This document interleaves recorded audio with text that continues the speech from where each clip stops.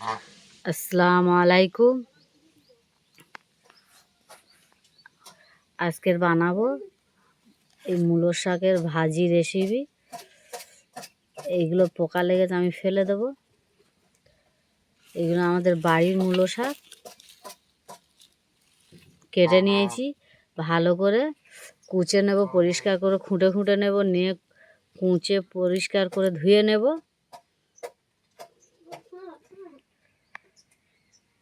কিভাবে ভাজিটা বানাই পুরো ভিডিওটা তোমরা দেখতে থাকো, কাটবে না।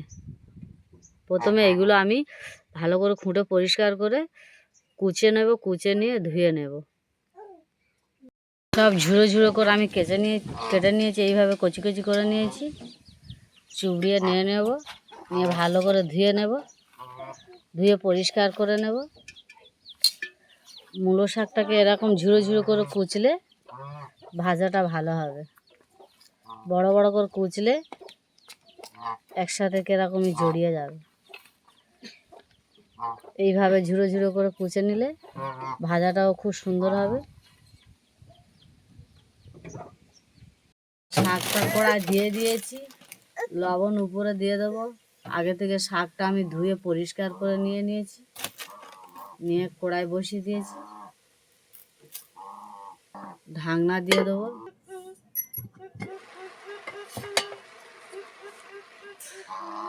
একটু নেড়ে দেব। অল্প একটু হলুদের গুঁড়ো দিয়ে দেবো।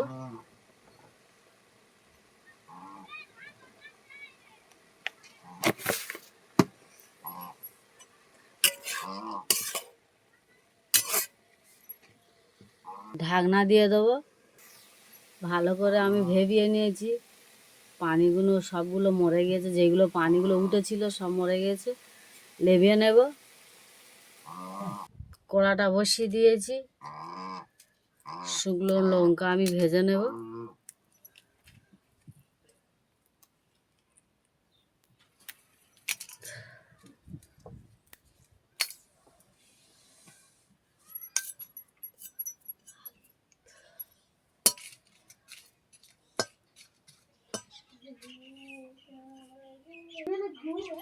অল্প একটু তেল দিয়ে দেবো।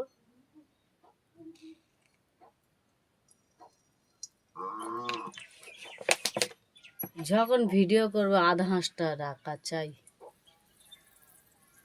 শুকনো লঙ্কাগুলো ভাজা কমপ্লিট, তুলে নেব। তেল দিয়ে দেবো।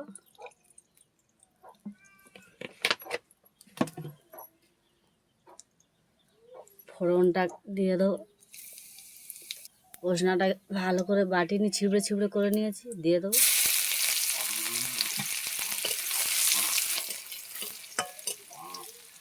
রসুনটা দিয়ে দেবো। পেঁয়াজটা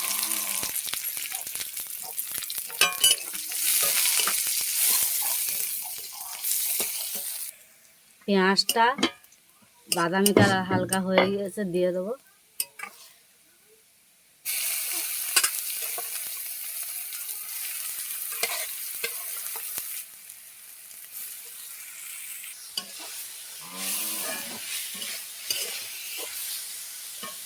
শুকনো লঙ্কাগুলো আমি একটু গুঁড়ো করে দেব। গুঁড়ো করে দিয়েছি, দিয়ে দেবো।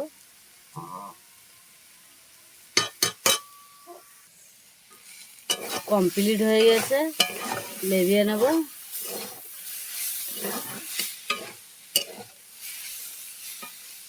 মূলো শাকের রেসিপি ভাজা খুব সুন্দর লাগে খেতে।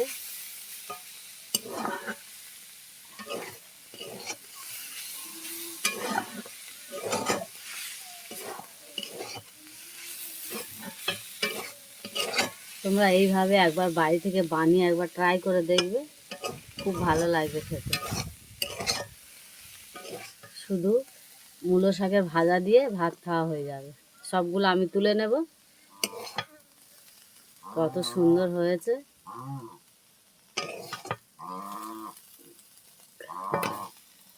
কত সুন্দর হয়েছে মূলো শাকের ভাজা। তোমরা এইভাবে বাড়ি থেকে বানিয়ে একবার ট্রাই করে দেখো, আমি যেইভাবে বানিয়েছি। আজকের আমাদের বাড়ি থেকে মূলো শাকের ভাজা রেসিপি। এদিকে আছে চিকেনের তরকারি, চিকেন রেসিপি। বাড়ি থেকে চিকেনের রেসিপিও বানানো হয়েছে, আর মূলো শাকের ভাজার রেসিপি।